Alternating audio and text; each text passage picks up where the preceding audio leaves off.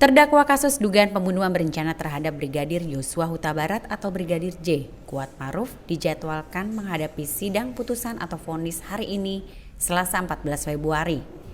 Menjelang sidang putusan tersebut, kuasa hukum Kuatmaruf, Irawan mengatakan bahwa terdakwa Kuatmaruf sangat cemas menjelang ia menghadapi sidang vonis dirinya.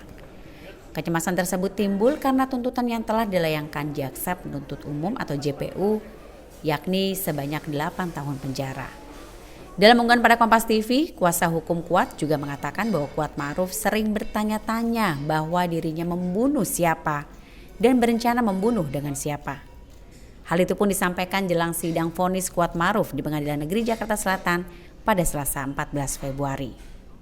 Dan karena itu, Irwan berharap agar majelis hakim memberikan putusan seadil-adilnya bagi Kuatmaruf. Menurutnya dalam proses persidangan, tak ada bukti yang menunjukkan keterlibatan kliennya dalam peristiwa pembunuhan berencana terhadap Brigadir J.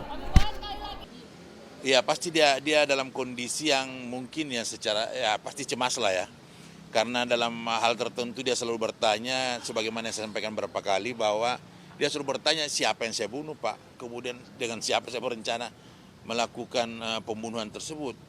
Nah hal-hal seperti itu yang selalu bertanya kepada kami, dan kami juga sudah jelaskan bahwa ini proses harus kita lalui, dan kalaupun ada sesuatu yang tidak seperti yang kita harapkan terjadi di putusan pengadilan yang ada sekarang, maka ada tahapan berikutnya yaitu proses banding dan kasasi.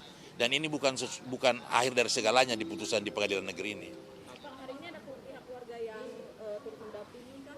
Tidak ada, sejak awal persidangan Kuatmaruf itu kan tidak keluarganya tidak pernah hadir ya sejak awal persidangan.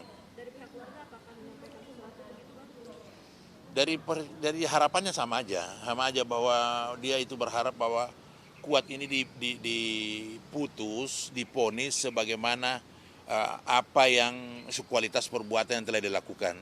Kalau memang dia tidak bersalah harus dibebaskan dong. Jangan kemudian orang yang tidak melakukan apa-apa, tidak bersalah dalam suatu peristiwa pidana harus dihukum. Nah hal seperti itu saya kira hal yang wajar aja pihak keluarga menyampaikannya. Dan kami pun kuasa hukum berharap seperti itu. Supaya hakim ketika memutuskan sesuatu berdasarkan apa yang menjadi bukti atau yang tersaji di persidangan. Supaya rasa keadilan, kepastian dan manfaat dari vonis tersebut dapat dirasakan oleh semua pihak. Seperti itu Mbak. Ya bebas, kami dari awal sampaikan dari pledoi pun kami bisa gambarkan bahwa Kuat ini harusnya bebas karena dia tidak tahu menahu sama sekali. Dari 4 lokasi yang diduga akan ada perencanaan terkait dengan Duren 3, yaitu Magelang, kemudian perjalanan Magelang ke Saguling, kemudian Saguling dan Duren 3, dari keempat lokasi ini hanya 1 kali dia berkomunikasi dengan Pak Ferdi Sambo ketika diminta memanggil Joshua lewat Ricky. Sebelum-sebelumnya tidak pernah berkomunikasi, di manalah sesuatu itu dianggap bahwa dia terlibat dalam perencanaan. Karena mengetahui juga tidak mengetahui sama sekali. Jadi gini, ketika dia menyampaikan kalimat yang Mbak sampaikan tadi pertanyaan itu kaitannya dengan coba sampaikan laporkan ke Bapak supaya tidak jadi duri dalam rumah tangga. Itu kan sebagai itu hal yang wajar. Ketika majikan mendapatkan sesuatu peristiwa yang tidak menyenangkan, apalagi ada kalimat bahwa Joshua berbuat sadis, kan nggak mungkin lah ART menyampaikan bahwa ibu gak usah sampaikan itu ke Bapak atau sembunyikan saja ini peristiwa. Itu kan lebih masalah lagi kan. Itu hal yang tidak wajar ketika ada peristiwa di majikan yang menurut dia ini hal yang perlu disampaikan ke Pak Ferdi, kemudian diminta disembunyikan. Itu hal yang tidak wajar, lebih tidak wajar lagi. Makanya kalimat jangan sampai di rumah tangga adalah kalimat yang pantas disampaikan oleh Kuat kepada ibu supaya melaporkan ke Ferdi Sambo sebagai suami. Nah hal seperti itulah saya menurut dari kacamata kami kan gitu. Ya. Ya.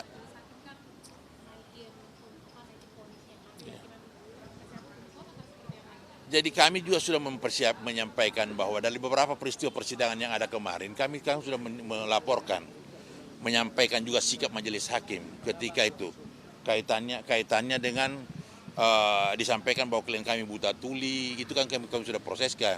Artinya hakim ini kan dalam memimpin persidangan sudah menunjukkan sikap bahwa terdakwa ini orang yang bersalah. Nah itu kan dalam hukum acara kan tidak dimungkinkan kode etik ketika hakim memimpin persidangan. Nah sehingga hal-hal seperti ini saya kira kami juga tidak akan terkaget-kaget dengan putusan hari ini. Karena sudah bisa diduga bahwa Pak Perdi kemudian Ibu PC kemarin dalam putusannya itu di atas dari tuntutan jaksa. Saya kira potensi kaitannya dengan putusan Kuat Ma'ruf bisa seperti itu juga. Tetapi kami jelaskan bahwa ini bukan akhir dari segalanya. Perjuangan kami menempatkan klien kami sebagai orang yang tidak bersalah, masih ada proses banding, proses kasasi dan seterusnya. Nah, upaya itu pasti kami lalui. Jangankan di atas itu, di atas 8 tahun yang akan diponiskan kepada Kuat kami, sehari pun kami akan melakukan banding. Sehari pun ketika Kuat akan ditempatkan sebagai orang yang bertanggung jawab dan dihukum, kami akan melakukan banding. Jangan lupa subscribe ya.